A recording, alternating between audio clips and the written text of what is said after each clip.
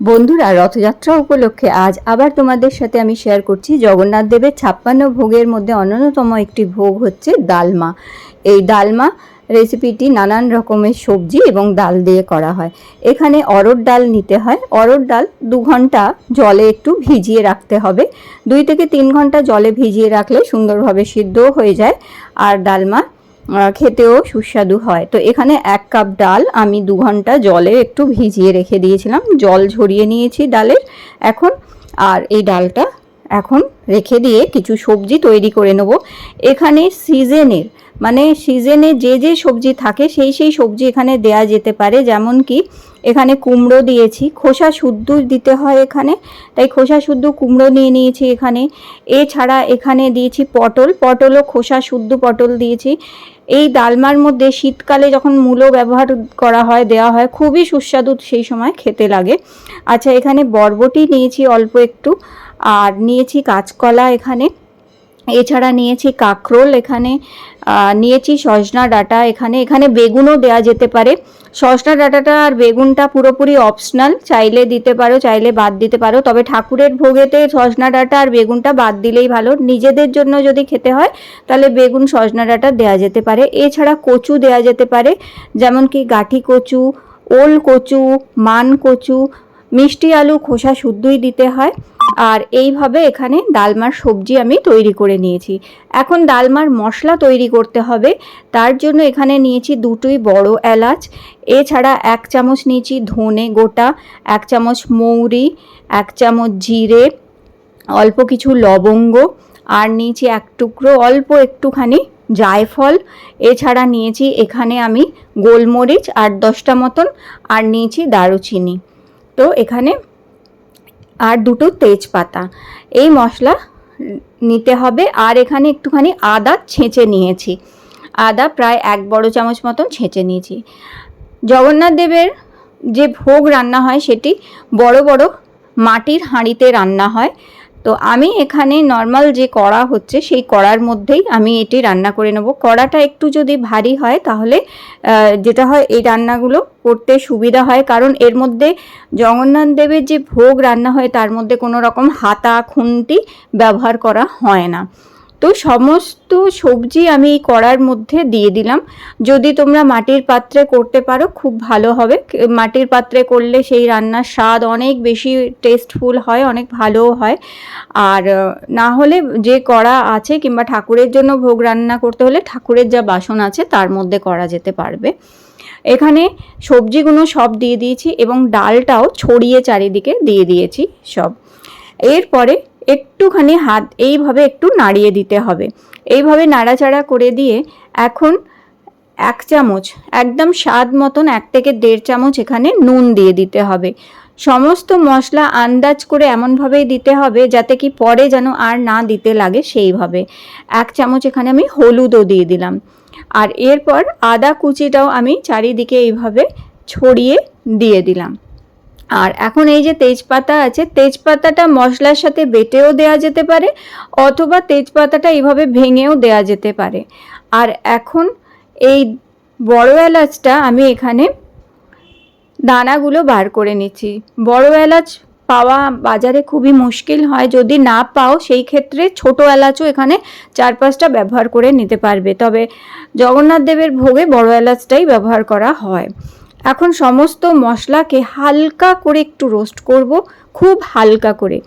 আর যখন ঠাকুরের জন্য ভোগ রান্না করা হবে সেই সময় তেজপাতাগুলো ওই রকমভাবে মশলার এই সবজির সাথে না দিয়ে হালকা করে একটু ভেজে নিয়ে মশলার সাথে যদি একদম গুঁড়ো করে নিয়ে দেওয়া হয় তাহলে কিন্তু অনেক বেশি ভালো হবে। তো এখন এখানে মশলাটা আমি এইভাবে গুঁড়ো করে নিচ্ছি। এটি শিলে অথবা হামানদিস্তাতে এইভাবে গুঁড়ো করে নিতে হবে। সুন্দর মশলা গুঁড়ো হয়ে গেছে। এখন এই সবজি আর ডালের মধ্যে আমি প্রায় 3 কাপ মতন, এই 3 গ্লাস মতন জল দিয়ে দেবো। 3 গ্লাস মানে প্রায় ধরো 500 500 ml মতন জল এখানে দিতে হবে, কারণ জলটা একবারেই দেয়া হবে, পরে আর বারবার যে শুকিয়ে যাচ্ছে আবার একটু জল ঢেলে দিই তা করলে হয় না, একবারেই আন্দাজ করে জলটা দিয়ে দিতে হয়। তাই এখানে আমি 500 ml মতন জল দিয়ে দিয়েছি। জল এতটা দিতে হবে যে সবজি ডুবে গিয়ে সবজির ওপরে অন্তত হাফ আঙুল অবধি জল যেন উপর দিকে থাকে, এতটা জল দিয়ে দিতে হবে।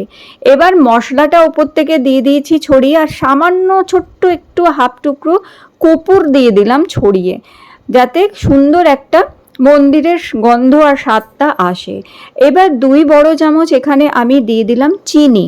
চিনির বদলে এখানে গুড় দেয়া যেতে পারে, গুড় মন্দিরে গুড় ব্যবহার হয়, তাই 2 চামচ এখানে গুড় দেয়া যেতে পারবে। আর এরপরে ওপর থেকে আমি কোরানো নারকোল 2 চামচ মতন ছড়িয়ে দিলাম এইভাবে। এখন এইভাবে সব লেয়ারে লেয়ারে ছড়িয়ে দিতে হবে সমস্ত কিছু।